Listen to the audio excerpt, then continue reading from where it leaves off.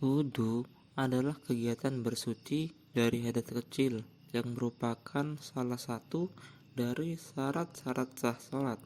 Umat Islam melakukan wudhu dengan air. Namun, jika tidak tersedia air, bersuci dari hadas kecil bisa dilakukan dengan tayamum yang menggunakan debu.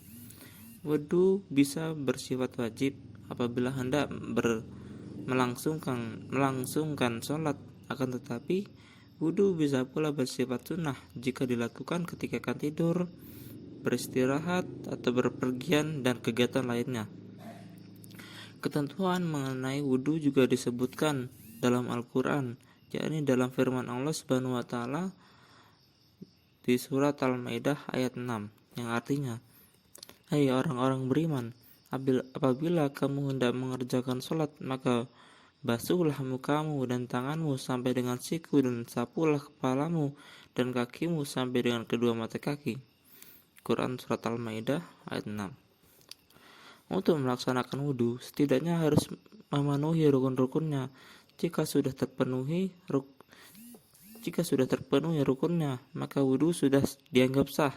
Sisanya merupakan hal sunnah dan mendapat pahala jika mengerjakannya.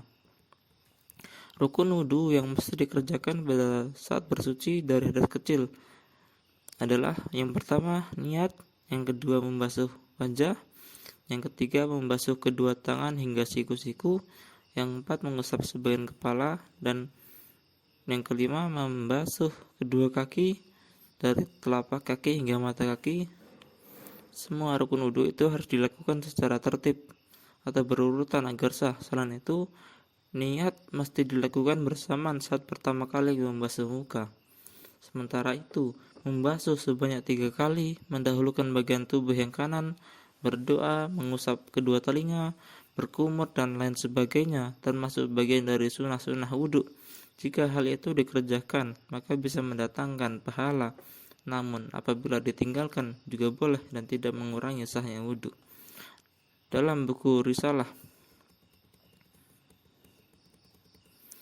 Tuntunan Salat karya Muhammad Rifai dijelaskan ada 6 syarat sah wudhu, yakni orang yang berwudhu harus Islam, tamyiz, yang tahu dapat membedakan yang baik dan buruk, tidak berhadas besar, menggunakan air suci dan mensucikan anggota tubuh tidak terhalangi dari air seperti getah atau cat, dan tahu yang wajib dan yang mana yang sunnah. Adapun yang dimaksud dengan air suci mensucikan untuk berwudu adalah air yang masih murni. Air itu belum digunakan untuk bersuci menghilangkan hadas atau najis. Air untuk berwudu itu juga harus belum kemasukan najis. Namun jika volume air mencapai 2 kulah atau 216 liter, ia telah bisa dipakai bersuci meski kena najis, dengan syarat tidak berubah sifatnya, rupanya, baunya, dan rasanya.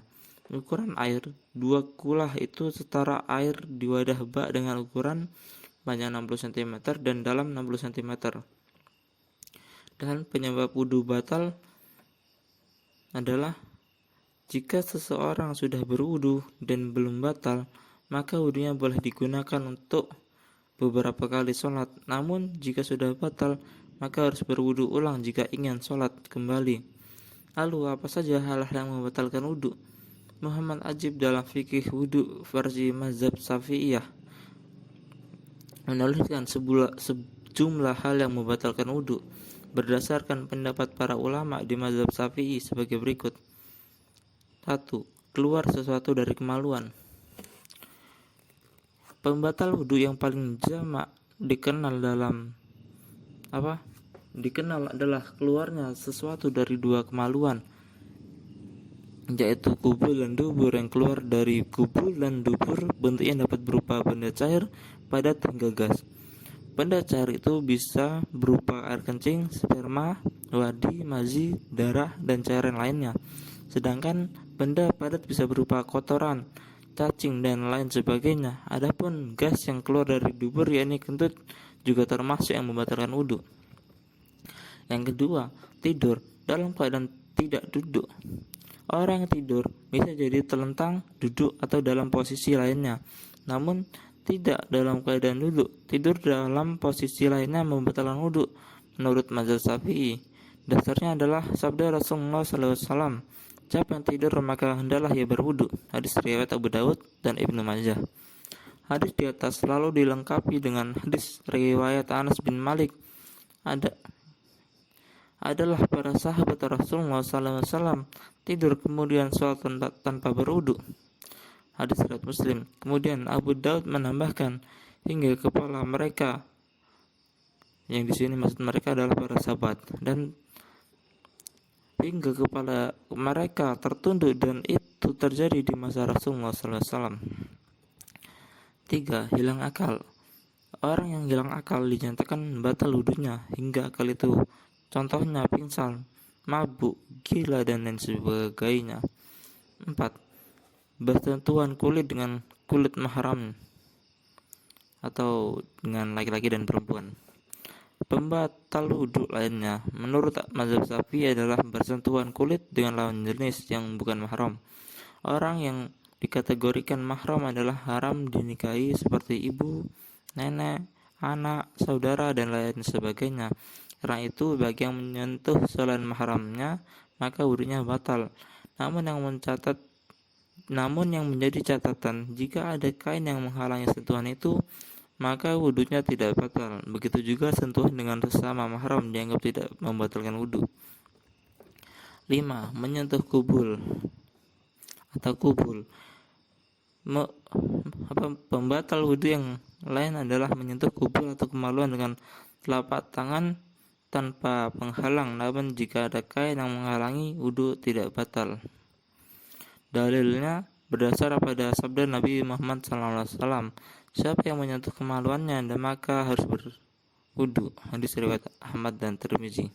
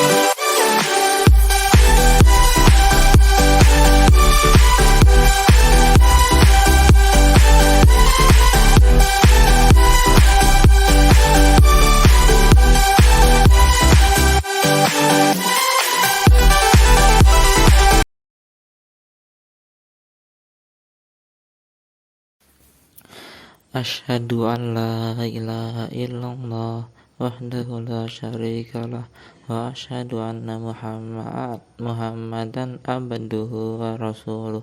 Allahumma ja'alni minat tawwabin wa ja'alni minal mutatahhirin. Amin.